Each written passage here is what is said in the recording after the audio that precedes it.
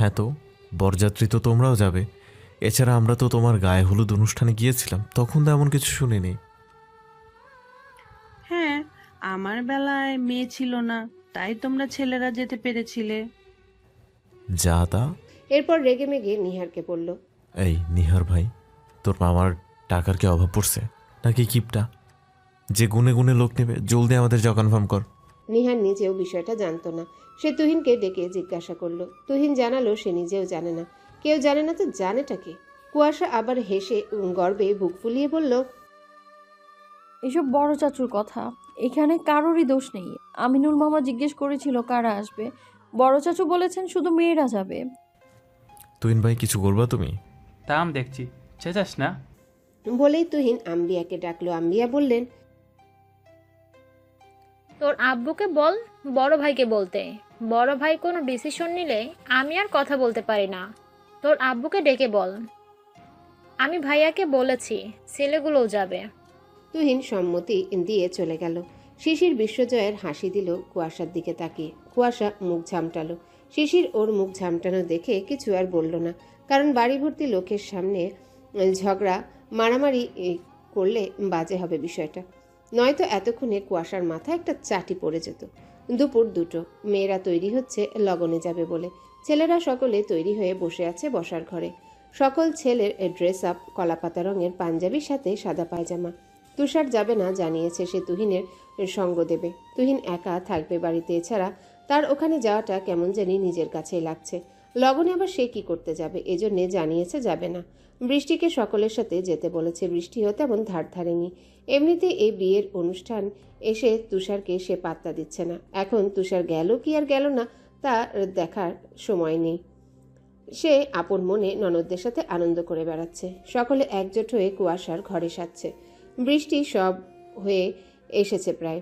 সে সবুজ রঙের পাড় এবং বাসন্তী হলুদ রঙা জমিনের জামদানি শাড়ি পরেছে বাঙালি স্টাইলে। ফুলের গহনা পড়েছে। দীঘল কালো লম্বা চুলগুলো হালকা ভেজা থাকায় আপাতত ছেড়ে দেওয়া, সবশেষে খোপা করে গোলাপ দেবে। আপাতত কুয়াশার ঘর থেকে বেরিয়ে নিজের ঘরে এলো। এসে দেখলো তুষার তৈরি হয়ে গেছে। পরনে কলাপাতা রঙের পাঞ্জাবি এবং সাদা রঙের পাজামা। লম্বা বলিষ্ঠ দৈহিক শরীরের পুরুষটা অতি সুদর্শন। এ বাড়ির ছেলেগুলো সবাই সুন্দরের দিক দিয়ে এর উপরও সুন্দর। সকলে লম্বা সুন্দর, তুষারও তেমন। বৃষ্টি তুষারকে দেখে মুচকি হেসে এগিয়ে গেল। গিয়ে স্বামীর কাছে দাঁড়িয়ে দুহাত বাড়িয়ে পাঞ্জাবির কলা ঠিক করতে করতে বলল, আমার সুদর্শন স্বামীকে আরো সুদর্শন লাগছে, নজর না লাগুক। বলেই চোখের কাজল ঘাড়ের পিছনে দিয়ে দিল। তুষার এতক্ষণ বৃষ্টিকে দেখছিল। মেয়েটা অপূর্ব সুন্দরী। বৃষ্টির গায়ের রং অনেক ফর্সা, যাকে বলে ধবধবে ফর্সা। লম্বা, কুয়াশার সমান, চিমচাম শরীরের গঠন। তুষার মুচকি এসে বৃষ্টিকে ঘুরিয়ে মিরর মুখ করল। এবার পেছন থেকে জড়িয়ে ধরে বলল, আমার সুন্দরী বউকে যে আজ বসন্ত ঋতুর মতো লাগতেছে। এই বসন্তে যে আমার নিজেকে হারাতে ইচ্ছা করতেছে। ধুর, কি সব বলো, ছাড়ো এখন, আমার সাজ নষ্ট করো না তো। বলেই তুষারকে সরাতে লাগলো, কিন্তু তুষার সরল না। হাসলো সে। বৃষ্টিকে ঘুরিয়ে নিজের সামনে দাঁড় করিয়ে কপালে গভীর একটা চুমু দিল। বলল, তুমি এত ভালো কেন বৃষ্টি? বৃষ্টি মুচকি হাসলো। তা শুনে বলল, আমার স্বামীটা যে এতটা ভালো, তাই তো তার চোখে আমিও ভালো। ভালো মানুষের চোখে সবকিছুই ভালো লাগে। আহ, প্রাণটা জুড়িয়ে গেল। কি সুন্দর উত্তর দিল বউটা। তুষার মনে মনে ভেবে প্রশান্তিময় একটা হাসি দিল। এরপর আরও একটা চুমু দিল কপালে বৃষ্টির, দিয়ে আবেশে আলিঙ্গনে আবদ্ধ করলো বৃষ্টিকে। 2:30টার মধ্যে সকলের সাজগোজ হয়ে গেল। সব ঠিকঠাক করে 3টার মধ্যে রওনা দেবে। মেয়েরা সকলে হলুদে সেজেছে। কেউ সবুজ পেরে হলুদ জমিনের জামদানি পরেছে, তো কেউ লাল পেরে হলুদ জমিনের সিল্কের শাড়ি পরেছে। আবার কেউ সম্পূর্ণ বাসন্তী রঙের সুতি শাড়ি পরেছে। মেয়েদের শাড়ির পরার ভঙ্গিমা বাঙালি বধূ স্টাইলের সাথে কৃত্রিম ফুলের গহনা। দেখে মনে হচ্ছে এটা সরিষার বাগান। সব হলুদে হলুদে ছেয়ে গেছে। বসার ঘর জুড়ে সব মেয়েদের আনাগোনা। শিরা বাইরে গিয়েছিল, মাত্র আসলো। এসে এই অবস্থা দেখে সকলে টাসকি খেয়ে গেল, হা করে দেখছে। নিহারের চোখ শশীর উপর গিয়ে আটকে গেল। এই মেয়েকে এতটা সুন্দরী লাগছে হলুদ শাড়িতে। মনে হচ্ছে না কোনো 16-17 বছরের মেয়ে। শাড়িতে কি মেয়েদের বয়স বৃদ্ধি পেয়ে যায়? যায় বোধ হয়। নয়তো এই মেয়েটাকে এত সুন্দর লাগছে কেন বয়স ধরা যাচ্ছে না। নিহারের হাঁ করা লোকটা শিশিরের নজর এড়ালো না। শশী একবার নিহারের দিকে তাকালো, তারপর চোখ সরিয়ে কুয়াশার কাছে চলে গেল। শিশির তা লক্ষ্য করে নিহারকে বলল, কি হয়েছে ভাই? কি হবে? শশীর সাথে। নিহার এবার অপ্রস্তুত হলো, আমতা আমতা করে বলল, ওর সাথে কি হবে আমার? বাচ্চা মেয়ে একটা। ভাই অন্তত আমার কাছে লুকাস না। আমি সেদিন থেকে দেখছি তোকে শশীকে কোলে করে ঘরে নিয়ে যেতে। বাচ্চা বলে নিশ্চয়ই নিসনি। নিহার এবার দীর্ঘ একটা শ্বাস নিল।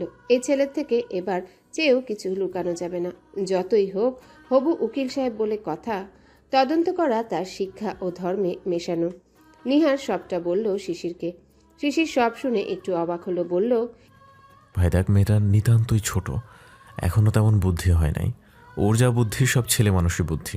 এখন আশেপাশে যা দেখবে ভালো লাগবে আর সেগুলোই শিখবে, অভ্যস্ত হবে।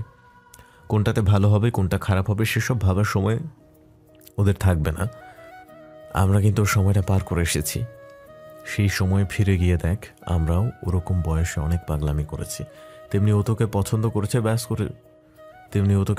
করেছে, বেশ করেছে। এর আগে পরে ভেবে দেখেনি যে তোর পছন্দ বলে কিছু আছে বা তুই অ্যাকসেপ্ট করবি কি করবি না, এসবও কখনো ভাবেনি।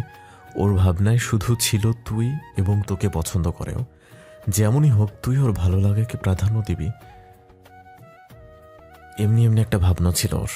কিন্তু ওর এতটুকু মনে তোর ওই যে কঠিন কথাটা সহ্য হয়নি। যেখানে ও কখনো ভাবেইনি তুই ওকে মানবি না, সেখানে তোর সত্যিকার অর্থে না মানাটাও নিতে পারেনি। ছোট্ট মনে অনেকটা প্রভাব ফেলেছে।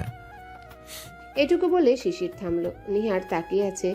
শিশির আবারও বলল, আমি তোর ওপরও কিচ্ছু চাপিয়ে দেব না। তোর লাইফ, তোর ডিসিশন।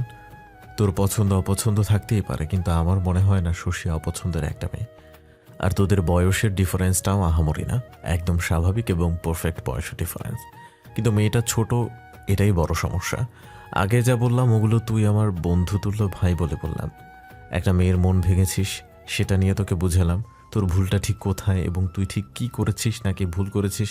নিশ্চয়ই আমার কথার দ্বারা এটা বুঝলি যে তুই ভুল করেছিস। এবার বলবো একটা বোনের প্রতি ভাইয়ের দায়িত্ব নিয়ে। ভাই শশীকে আমি বোনের মতো করে ভালোবাসি, খালাতো মামাতো বোনের মধ্যে একমাত্র সব থেকে ক্লোজ। ইভেন শশী নিজেও আমার প্রতি অনেক শ্রদ্ধাশীল, বড় ভাই হিসেবে অনেক মানে। মেয়েটা অনেক চঞ্চল, কিন্তু এই দুই দিনে ওর মলিন মুখ আমার ভালো লাগছে না ভাই। নিহার অসহায় চোখে তাকালো শিশিরের দিকে। শিশিরও মলিন ভাবে তাকালো। শিশির যে তার কথার মাঝে বুঝিয়ে দিল তার এই সম্পর্কে কোনো আপত্তি নেই এবং সে যে মেয়েটার মন ভেঙে বড় ভুল করেছে। শিশির আবারও মলিন মুখে হাসি টেনে নিহারের কাঁধে হাত দিয়ে বলল, লালন ফকির তার গানের মাঝে একটা কথা বলে গিয়েছিলেন, তা হলো সময় গেলে সাধন হবে না। কথাটার কিন্তু যথেষ্ট যথার্থতা আছে। সময় থাকতে থাকতে সব কিছু আঁকড়ে ধরতে হয়, যা নিজের তা নিজের করে নিতে হয়। বলা তো যায় না পরে পরে পরে বলে সেটার সময় সুযোগ কখনো এলোই না। ভাই হয়ে বোনের দায়িত্ব দিচ্ছি তোকে। আমি চাই ওই চঞ্চল মেয়েটার মুখে আবার আগের মতো হাসি ফুটুক। সে হাসি ফোটানো এবং কারণ তুই। মেয়েটা খারাপ না, বাচ্চা তো কি হয়েছে, যত্ন করে গড়ে নিস। ও যখন তোর মাঝে আনন্দ পেতে চায় একটু স্যাক্রিফাইস করে না হয়, তুই হলি ওর আনন্দ। খুব বেশি কি ক্ষতি হয়ে যাবে? শিশির শেষ কথাটা চোখে মুখে দুষ্টুমি রেখে দুষ্টু হেসে বলল। নিহার ভাইয়ের দুষ্টুমি মাখা হাসি ও কথা ধরতে পেরে নিজেও দাঁত বের করে হেসে শিশির বাহুতে একটা চাপড় দিল। তারপর জড়িয়ে ধরল। কেন জানি নিজেকে হালকা লাগছে। তার থেকে বয়সে ছোট এই ভাইটার মুখে এত সুন্দর বুঝদারের মতো কথাগুলো শুনে। শিশিরও জড়িয়ে ধরেছে নিহারকে। নিহার শিশিরকে জড়িয়ে ধরে রেখেই কানের কাছে আস্তে করে বলল, খুব বেশি ক্ষতি হবে? এতদিন কি অপেক্ষা করা যায়? কোথায় ভাবলাম নিজের লাইনটা ক্লিয়ার হয়ে গেল, কিন্তু তোর ওই স্ট্রে পাকা বোনটা এসে আমার সিরিয়ালটা ঝুলিয়ে দিল। এখন ওয়েটিং রুমে পড়ে থাকতে হবে। এটা কিন্তু ভারী অন্যায় করলো তোর বোন। এর খেসারত দিতে হবে কিন্তু, দেখিস। শিশির শব্দ করে হেসে ফেলল, বলল, নিজের মতো করে পুষিয়ে নিস। নিহার তা শুনে হাসল। বন্ধুর মতো ভাইটাকে ছেড়ে দিয়ে দাঁড়ালো, বলল, তোর বোনটা বহুত স্ট্রে পাকা জানিস। এইটুকু কালে রোমান্সের উপরে পিএইচডি করে ফেলেছে, ভাবতে পারিস একবার। শিশির আবারও হাসলো শব্দ করে, বলল, তাহলে আর কি, খুব বেশি কষ্ট করতে হবে না, শুধু অপেক্ষা আর অপেক্ষা। তবে বাচ্চা কিন্তু মানুষ করে নিতে হবে। নিহার শিশিরের বাহুতে আবার একটা মেরে বলল, ফাজিল হচ্ছিস দিন দিন। আমার আগে তোকেই বই এনে দেব, অপেক্ষা কর শুধু। হ্যাঁ দে তো, বউ নিয়ে একটু এনজয় করি, সব কিছু একটু রঙিন রঙিন করি। কেমন জানি সব একঘেয়েমি হয়ে গেছে। আসলে